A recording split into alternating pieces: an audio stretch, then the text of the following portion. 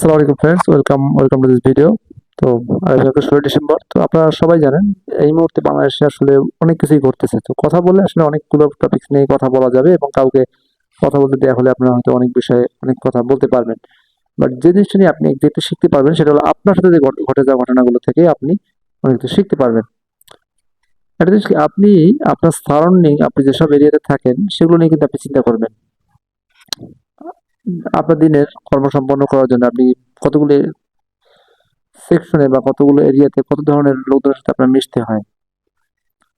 দেখা গেল যে ধরনের লোকদের সাথে আপনি মিশবেন বা যে এরিয়াতে আপনার সময়টা বেশি যাবে সেই প্লেসটা নিয়েই আপনি অনেক বেশি চিন্তা করবেন এবং সেখানে কি করা যায়, কারো কোনো গিফট দেওয়া যায়, কারোর জন্য কিছু করা যায়, এটা আপনি চিন্তা করতে যাবেন। এবং আপনার কাজ নিয়ে কেউ হয়তো পজিটিভলি চিন্তা করবে, কেউ নেগেটিভলি চিন্তা করবে।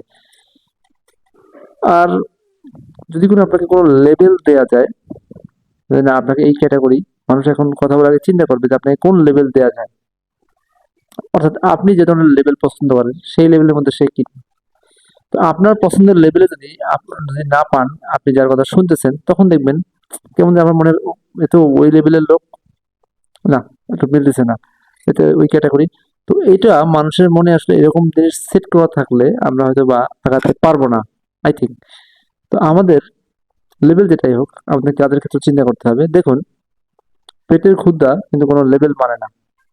আপনার পেটে পেটে যখন ক্ষুধা হবে তার কিন্তু কোনো ক্যাটাগরাইজ না, ক্ষুধা কিন্তু ক্ষুধা প্রত্যেকটা মানুষের সেম।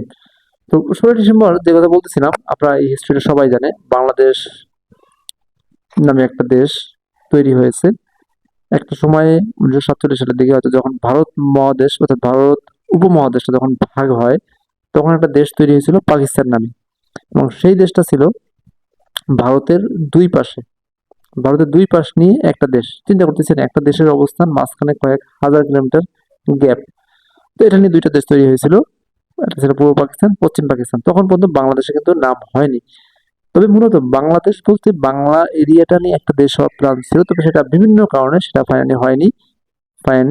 ধর্মীয় কারণে হোক, এই দেশটা এই যে বিভক্তিটা হয়েছিল, অর্থাৎ সেই পাকিস্তান এবং এই বর্তমানে এখানে ছিল পূর্ব পাকিস্তান, আর ছিল পশ্চিম পাকিস্তান একটা। এবং এবং আপনারা সবাই জানেন, আমি আসলে এই বিষয়টা নিয়ে বলতে চাচ্ছি না, বাট আপনারা সবাই এটা বিষয়ে জানেন।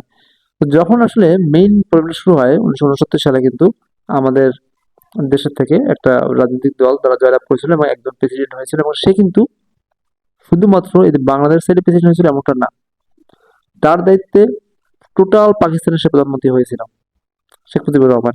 সেটা ছিল পূর্ব পাকিস্তান এবং পশ্চিম পাকিস্তান, দুইটা পাকিস্তানের সে প্রধানমন্ত্রী হয়েছিল। তার কি মাথা খারাপ হয়ে গেছে, সে ছেড়ে দিবে পশ্চিম পাকিস্তান? না। কিন্তু ওইখানে যারা গরিব, যারা দায়িত্ব ছিল, মেইন তখন পাকিস্তানের সামরিক শাসক, তারা তখন গড়িমসি করতেছিল এই দায়িত্বটা বুঝাই দেওয়ার জন্য।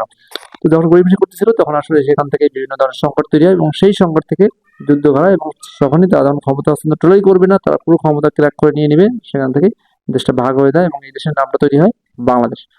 তো এই হিস্ট্রি আপনারা সবাই জানেন।